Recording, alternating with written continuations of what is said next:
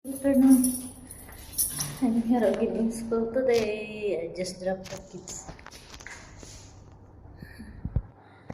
Happy Friday, everyone.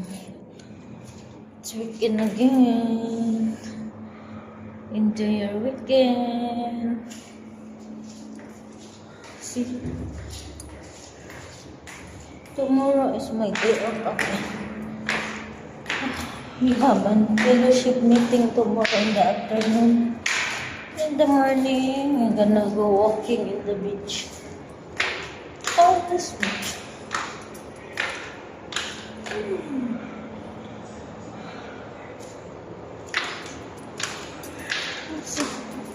The weather is cold.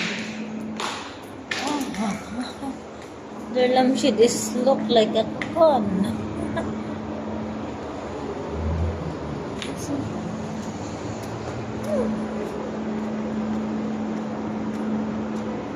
The sun is bright, but the wind is cold. This is Kalipas in my back. But in the other side is Cornish. The next to Kalipa is Hamdan. The Cornish. The lake park is near. Anyway guys, if you like my video, don't forget to click like, heart, leave a comment or suggestion, and of course